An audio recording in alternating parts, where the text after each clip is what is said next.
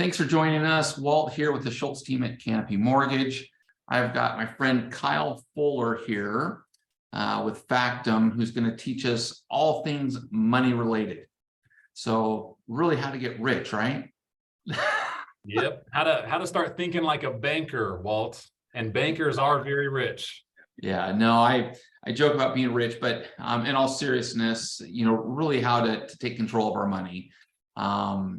And some great philosophies and principles to be able to do that. I was actually introduced to Kyle, what was it, a couple months ago, when a couple friends of mine were interviewing you in the Win by Noon platform. So Todd Bookspan and then Deborah Bird were interviewing you, and I was extremely impressed. And so I thought, I want to get you in front of my clients, get you in front of the realtors that I serve, and get you in front of my friends, and really get the word out about what you're doing, because I think you've got a little unique, different twist to it, if you will, and it's very exciting. So talk to us a little bit about, if you wouldn't mind, before you start here, just who you are, how you got into the role that you're in, and if you can talk about that first. Yeah, so my money journey started pretty early. So I had a grandfather who set me up with a Roth IRA retirement account when I was 16 years old. And so he sat me down early in life and taught me the valuable lesson of saving early and often into tax-free environments. And at the time, that was like the greatest thing for me, because I hadn't found my purpose and passion in life. So I didn't love going to school, and I didn't enjoy working because I hadn't found my passion. So retiring early, like in my 40s, which is what he was telling me, that was like a dream come true. Of course, we're going to do that. And so that's where my journey began. And around that same time, my father referred me the book Rich Dad, Poor Dad by Robert Kiyosaki, which is the #1 best-selling finance book of all time. So if you're interested in learning about money, that book has got to be in your library. And that is where I started to question a lot of the things that I was learning at the time, which was very little about money, because we're never taught about money in school. And when I read that book, I learned that rich people don't do things differently than poor people. They do the exact opposite. And so I started to condition myself to think differently, which is why I gravitated towards what I teach today, which is the process of infinite banking, or becoming your own banker. And it's a total paradigm shift for most people, because if we know about Robert Kiyosaki, one of the things that he teaches is the cash flow quadrant, right? You've got employees and self-employed individuals on the left side, and business owners and investors on the right side. Yep. And what we've been taught to think and do is, if you want to win the money game, you've got to get into business, or you've got to become an investor.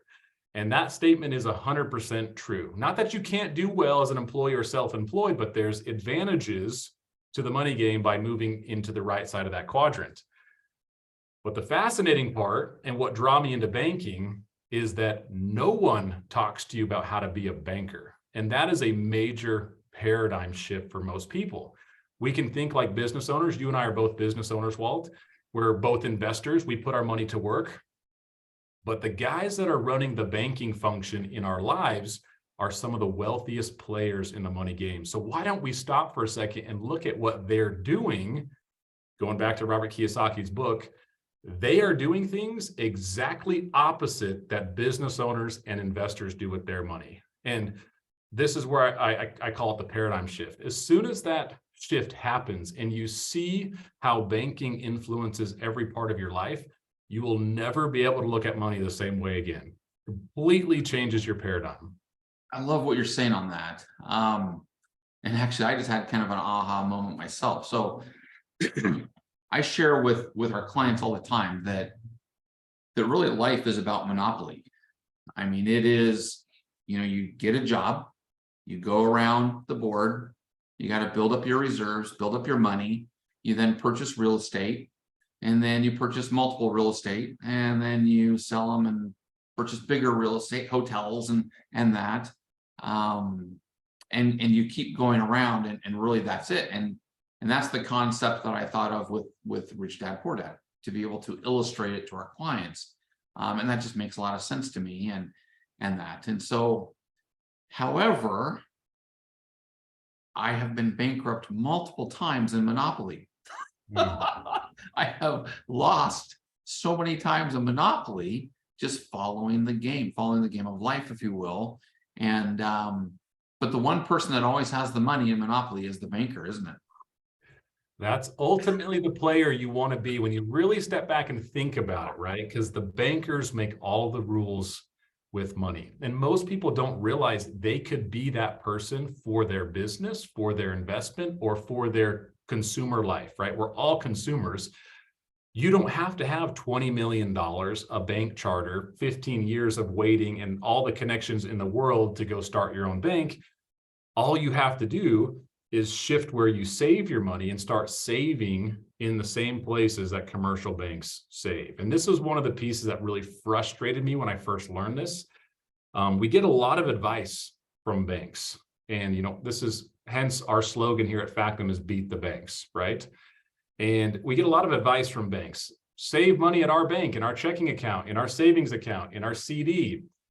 But the frustrating part is with all that profit that those banks make, they purposely, very intentionally do not keep their savings with other banks. They keep it in very particular life insurance policies of all places.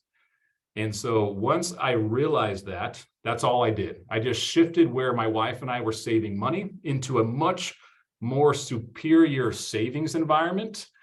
And from there, we started to play or assume the role of banker in our lives. And it's made all the difference. And so the problem that we're really addressing, people are probably asking at this point, how does this benefit me? Now, there's a book you can read called Becoming Your Own Banker by Nelson Nash. This is not a new concept. It's been around long, long time. It's a short read, 85 pages. It'll change your life. That book is worth millions of dollars to you. You just don't see it right now because we're all conditioned to think like business owners and investors. Now, the problem that banking solves for people is this. You are financing everything in life. So you're either going to borrow money from some financial institution, usually a bank, and you're going to pay them interest. So what do? We get smart, and this is what my dad taught me to do, and his dad taught him to do. Kyle, you got to pay cash for things. So I grew up thinking, okay, pay cash because I don't want to pay anyone what we call interest payments. But this is something that no one ever taught me until I got educated by a very wealthy orthodontist in Chandler, Arizona, who was a very successful business owner, but also a very large private banker that was financing whatever he did as his business. As soon as I made that connection, my life changed. So when I was taught to pay cash, what I was not told is what's called an interest cost, meaning as soon as I give up my dollars to pay for a vehicle or something else, those dollars are gone forever. They never return. I can never earn interest on those dollars ever again. Now, if you keep money in a typical or what we call a common savings environment, like a bank account where the banks want you to save, that'll be a problem that you have for the rest of your life. Money just flows in and flows out of that account. Now, if you shift your mindset and you start saving in what we call uncommon places, in this instance, a very particular type of whole life insurance that's got to be structured properly and with a particular carrier. So 95% of insurance policies do not do what I'm talking about right now. You have to be very specific. And once you have that policy inside as your savings vehicle, every dollar that flows into that policy is captured and you harness it and control it and earn interest on it every day for the rest of your life. That's what we call an interest cost. And so that is the main problem that we are addressing by thinking and changing our mindset to a banking mindset. It's controlling that flow of money. It's not an investing conversation, which is probably the biggest hangup most people have when they start learning about this. So when you're referencing infinite banking concept, that's really what it is, right? Yes. So infinite banking is a process, right? It's a mindset on how you see your money. Next, with banking, there are some rules that you want to follow. And lastly, there's a product that we choose to use as our primary savings vehicle that makes all the difference, right? Because you could do what I'm talking about with a property, with equity in your home. You could do it with a CD. You could do it with a mutual fund. You could do it with an IRA. It's just not going to be as efficient, not going to be as flexible, not as private. Like there's a reason banks use insurance and not IRAs or mutual funds or their own accounts, right?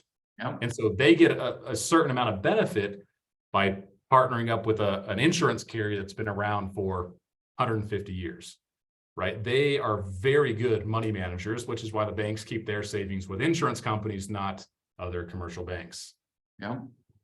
Well, give us some examples of what this could look like for the average run-of-the-mill Joe. Perfect. So I'll ask you a question, Walt. Do you know how many cars the average American drives in their lifetime? 9.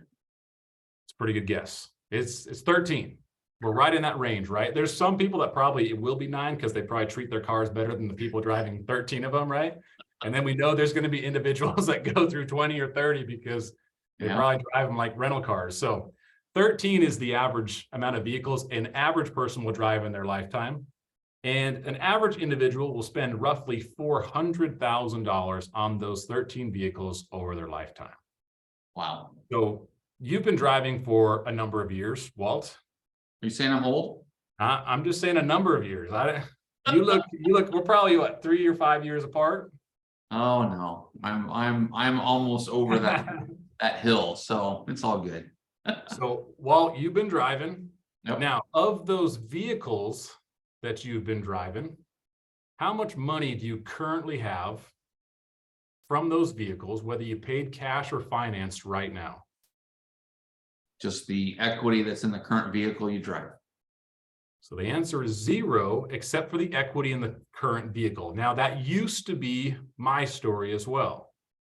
And so what's going to happen is whether you pay cash or finance those vehicles, the money is transferred away from you.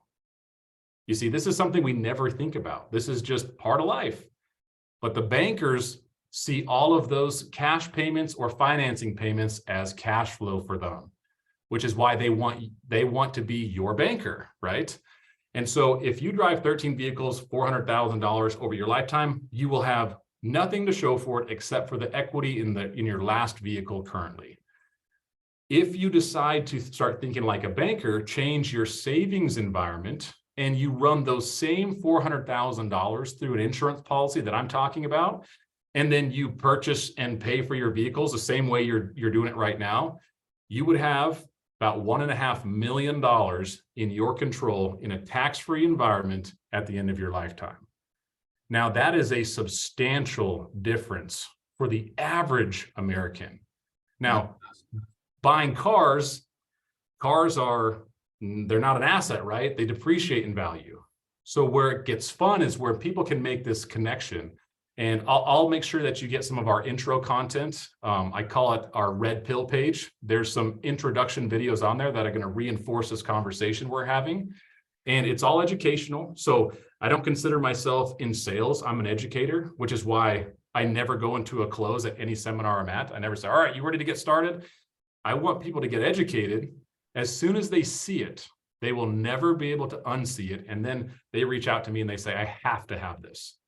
And that's why my renewal rates on my business are so high. And so to reinforce that concept of banking, $1.5 million, we could build that plan for any average American. Where it gets fun is when you couple that strategy with your business, which is an asset, or something like real estate.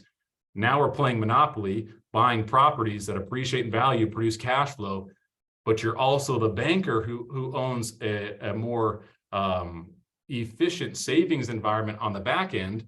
Now you're 2 players in the money game. And when you get to be multiple players in a money game, it will change everything for you financially.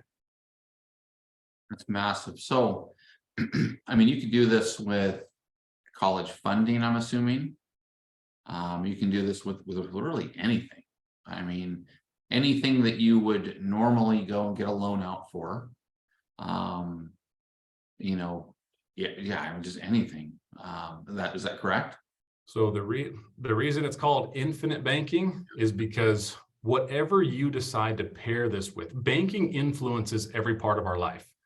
You're an investor, an employee, self-employed business owner. We're all participating in banking. We've just never owned that function. We've always let a bank do it for us. And so when you start to get into this process, and it takes a few years for all the light bulbs to go off, right? And so, I've been doing this coming up on 9 years, and you still learn things just like you do as an investor and a business owner, right? We're always learning new stuff.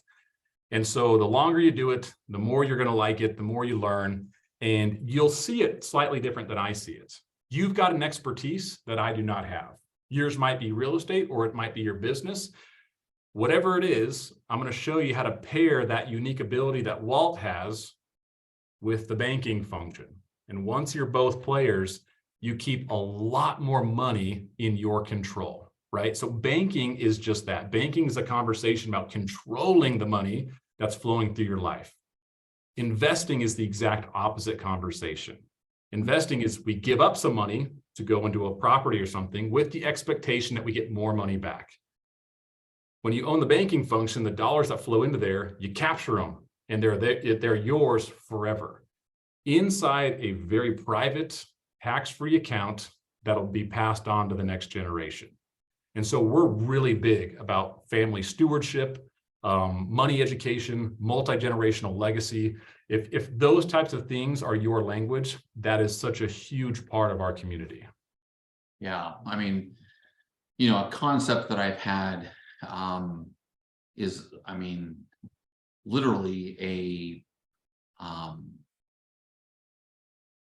I've toyed around with these numbers and thought about how a grandparent could literally solve generational wealth for their family forever. Some numbers that really concern me: 78% of Americans lose sleep over retirement. Medicare is supposed to be insolvent here in 2020s. They keep changing it, 2027, 2028, wherever. Social Security, SSA.gov says that the Social Security Administration is going to be insolvent by, I think it was the year 2035 now, 2033 in there somewhere. So what does that really mean? What does that look like? And I don't think that really people are prepared for it. Yeah. One thing that concerns me is I see most people have so much wealth in their house, and they don't have a lot of retirement savings. They don't have a lot of other wealth other than their house. And so if something happens to them personally, they can't work for a while, whatever. If we're in a down market, they have to sell their house. Well, they have to sell their house. They can't refinance a lot of times. So they get into troubles there. One concept that I've had is that we have a lot of baby boomers that are getting ready. They've retired. I call it right sizing. So they're looking at going from their 3,000, 3,500, 4,000 square foot house, selling it, and they've got a tremendous amount of equity in that house, and then going and purchasing something different. And I've toyed with, if they have, like, let's say 4 grandkids, maybe they go in and they take some of the cash that they have, instead of putting it into a new purchase, put it into an investment tool for their 4 grandkids. And maybe they get a reverse mortgage for their purchase, or maybe they buy a little less home, whatever. They can pay cash for it, whatever works. But they take, and I toyed with this, if they took $50,000 and put that into a growth account for a kid at birth, and that money grows, it's mind-boggling. It grows to 65 years. And I think I did it at a 6 or 7% interest rate, taking $200,000 out when that kid becomes 21, 22, 23 to buy a house. So they've got a great down payment. So they're able to help their kid have a down payment, their grandkid have a down payment on a house, a massive down payment on a house. They still have, I think it was like $4.6 million at the end of that period. The beauty is that grandkid never had to save for retirement. They never had to do anything. And then now that grandkid can go ahead and do the same thing you know, and again, I mean, it's just one generation can create generational wealth forever. And I think that's similar, not completely, but similar to what you're talking about. And you're talking about whole life. And so talk to us a little, there's, you know, I love what you said about whole life. And you talked about if it's created correctly. So can you unpack that a little bit? Yeah. And if I can just say something on what you just referenced. So we need to team up and teach a seminar together, Walt, because what you just described is what I've built for my family. There's a multi-generational wealth play there. And, you know, my wife and I have 3 boys. My boys will never need retirement. They will never need Social Security. They will never need any type of government assistance. All of their needs for financing, mortgages, all of that has already been solved within what we call our family banking system. And so what you're describing is exactly what we're doing with insurance policies for our family. Now, you tie the real estate piece into there and it accelerates everything. Real estate is I think the #1 investment that most people should have in their portfolio. So whole life insurance is not an investment. It is a savings vehicle. And so we got to make that distinction up front. So when you put like the world's greatest savings environment with what I think is the world's greatest retirement or wealth building tool, which is real estate, that is a very powerful combination that's very hard to beat for most Americans. But it's a mindset shift, right? And so I love what you said, because the power and impact one person can have for the next generations, I think it's way bigger than most people realize until they sit down and do what you just did. And you run the numbers and you look at, okay, it'll transfer at this date because, you know, one of the guys that was teaching with me, he's 70 at our seminar, and I purposely go out and find individuals like him because there's so much you can learn from people that are further down the road than you. And this is what he has to say, because he's been a client of mine for almost 4 or 5 years now. I wish I knew now, right? Or I wish I knew then what I know now is his thing. And so a lot of times when we're talking about these conversations, how many clients do you get that are like, we should have bought in real estate when we were 18? Yeah. I mean, that one piece is a big deal for them. So now you're saying, what if we started saving for our kids the moment they were born, right? Yep. That is a completely different conversation I think more people need to start having. So just wanted to say, I love that you chatted about that. It's a very powerful multi-generational solution to a multi-generational problem you and I are seeing right now. Yeah. I mean, it's, you know, just, I'm really specializing in working more and more with the 50 to 60-year-olds who, I mean, really, when you look at our clientele, it scares me because, again, the majority of them have equity trapped in their house. That's not, I mean, you know, that equity is not creating a rate of return. Yes, their house is appreciating, but that equity is not creating a rate of return. And so what do we do with that? How do we grow that? And, you know, and again, knowing that they're progressing closer and closer to that retirement stage, and, you know, what are they going to do? I mean, you know, I grew up in a family that my father, he worked hard his whole life. He worked 2 jobs most of his life, as a gas station attendant. You know, my dad was born in 1929, so he's a product of the great you know, Great Recession, Great Depression. So, you know, and, you know, he worked hard his whole life. I mean, I remember my dad, you know, our toaster would go out. Toaster's like $20, you know, and he's taking it all apart and fixing it there on the dining room table, you know, and that's what you did. And my dad, you know, he worked hard his whole life. He worked at Boise Cascade. That was his main job. And he worked on the green chain. So he made plywood for a living. I mean, again, just labor, hard work. And in the 60s, he finds out that he has MS. And he'd saved a ton of money up until that time. Again, Great Depression. He's like, I got to save money. He owned a home at that time, and whatnot. And so he finds out he has 6 months to live. So he just blew his money. Yeah. And of course, 6 months later, he doesn't pass away. A year later, he doesn't pass away. 2 years, 3 years. So in 71, my mom and dad get married. In 73, I come along. So that's how old I am. In 73, I came along. And, you know, and it was in the 80s. It was 80, 81 in there where my dad finds out he has he had MS.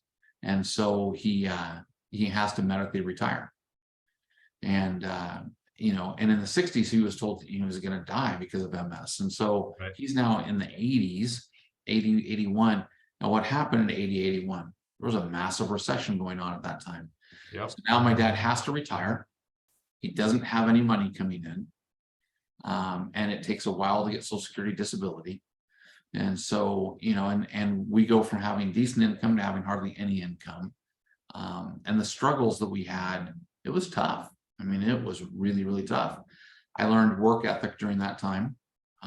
You know, my father realized that he had strength in the morning.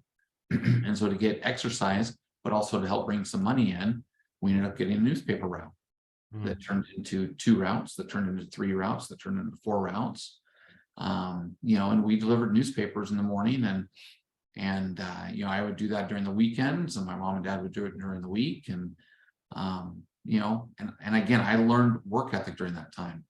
But it was hard. It was hard. And so I think having a product like this, something like this, could have helped significantly our family, you know, to weather those storms.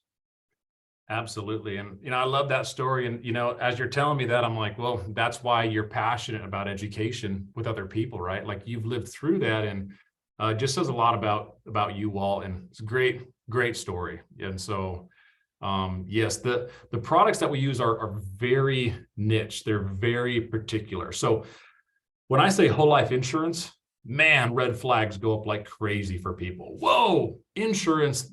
Everyone's been taught and programmed that this is a bad thing. And the reason they think it's bad is because they think it's an investment. They've heard whole life insurance has a low rate of return. It's expensive to own. It's the worst investment of all kind. The amount of times that I've heard that in the last 9 or 10 years is unfathomable. And so one thing we have to understand about insurance is that whole life insurance is not an investment. And so banks don't choose intentionally whole life insurance as their foundational savings environment because it's an investment and there's risk. Whole life insurance is the only guaranteed asset that we have. And so with the guarantees, the privacy, the liquidity, the tax-free nature, it makes it the perfect foundational asset to build upon your wealth, which is why the banks use it, right?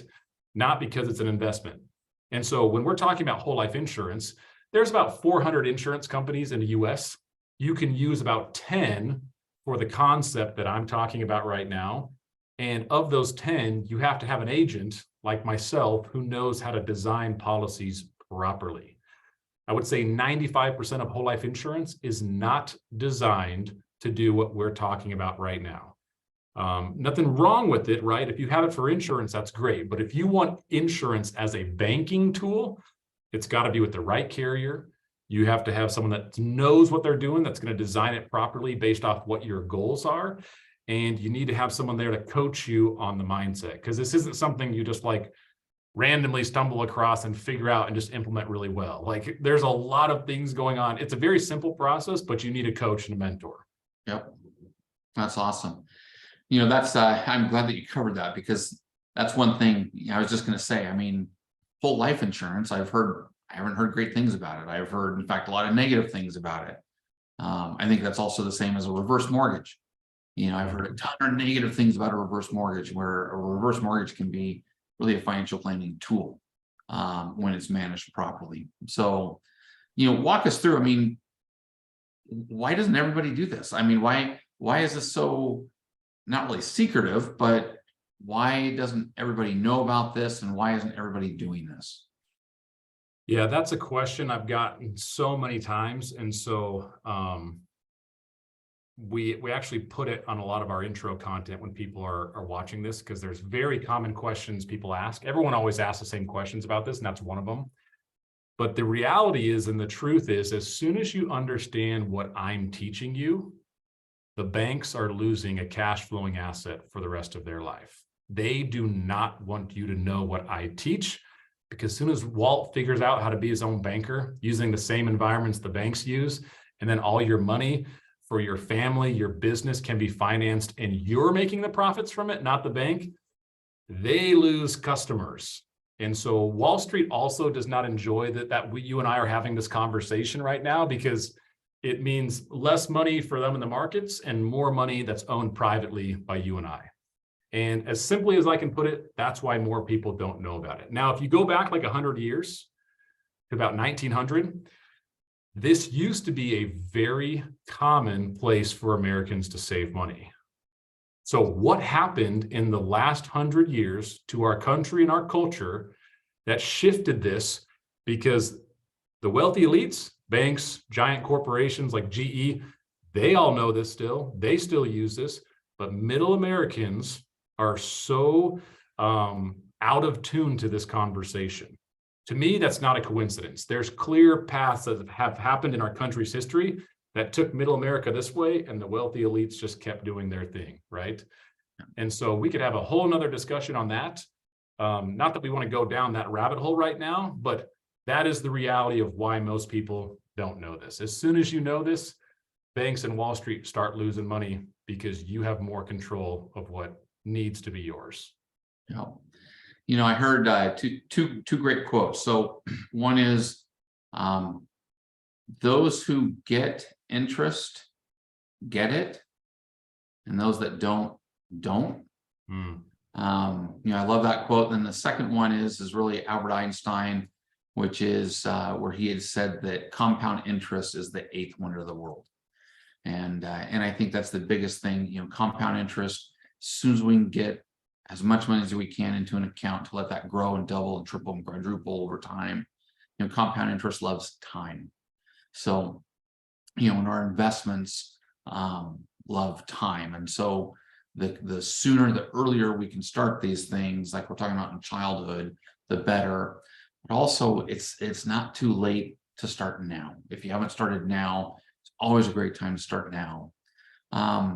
Any last tidbits you want to share with us here?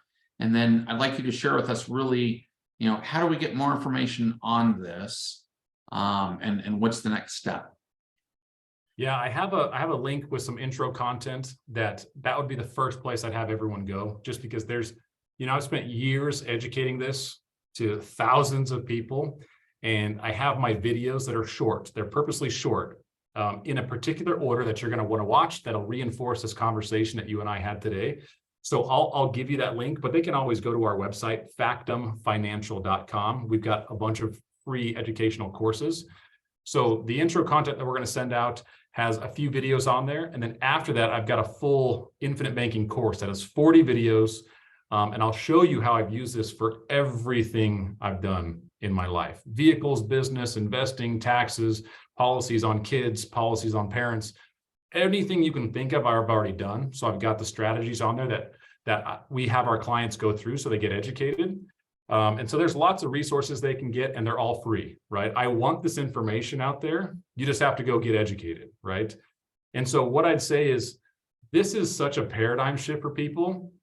Most individuals, like we had a 50-minute conversation about this. Most people are going to need between like 8 to 10 hours of conversation before all the light bulbs go off and they go, oh my gosh, I get it now, right? So which is why I never go into a close or a sell at any seminar I do.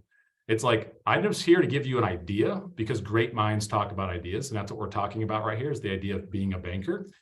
After that, you're going to want to get that book, Becoming Your Own Banker, or go on to my video series and start watching those. The closer you get to that 8 to 10 hours of time invested into this education, the more certain you're going to be about, okay, this is definitely something I want to pursue. Yep. Perfect. I'm looking here on Amazon, Becoming Your Own Banker. It is free for audiobook. So otherwise it's $20. And they say they have 27 used and new offer copies. So get your copy, hurry up and get it. Yeah, you can find them on Amazon, or you can go to the Nelson Nash Institute. And that is, Nelson Nash was the founder of this concept, and he passed away just a few days ago. So you want to talk about a man that discovered an idea and started teaching people about it and has had a massive impact on so many people. You know, we were just having that conversation. You can go there and buy the book. I think it's maybe $25. I have never bought one on Amazon that was a bad copy, but I have heard of people going to Amazon and buying one, and like it was printed, you know, in some other country and the pages were all out of whack. And so I've never come across one of those stories, but I have heard they are out there. So I tend to buy mine in bulk from the Nelson Nash Institute. Good call. You know, it looks familiar to me. I swear I've had it before. So I think, you know, maybe somebody gave it to me and I was not a good student at the time. Yeah. Sometimes that's how it goes, right? I got a pile of books in my library right now that are my need to read soon books. So yeah, sometimes it happens. It does. Well, hey, thank you so much for the time. I can't thank you enough. I'm so excited to be able to share this with our clients. And yeah, I mean, you know, if you have any questions, you can reach out to myself or Kyle. I can get you in touch with Kyle as well. You know, I know Kyle's eager to help our clients, help them through these concepts. You know, for our clients, one thing that we go through, we really go through a 4-step process. And, you know, and so the first step is that client has 3 to 6 months worth of living expenses. So the second step is to be debt-free minus your mortgage and your auto loan. Third step is to create significant liquidity. And I term significant liquidity as being able to have enough money in an account somewhere. So in an account like this, where you can physically write a check and pay your mortgage off. And, you know, and then at that stage, you know, the fourth step is to be completely debt-free. So I think this is a concept that helps us to be able to get there faster. I can help you on the loan. And then when you become your own banker, then, you know, thank you. So absolutely. I've been able to live my life, which is, you know, it's important for me to be able to help our clients create wealth, to be able to live the life that many can't. And, you know, and growing up, you know, we had a tough life. And so I don't want our clients to have that. I want to help them. So again, thank you so much, Kyle, for taking the time and sharing these thoughts with us. I really appreciate it. Thank you, Walt. The pleasure is all mine. I'm honored that you had me on here. So I really enjoyed our conversation. Thank you so much. Hey, thank you.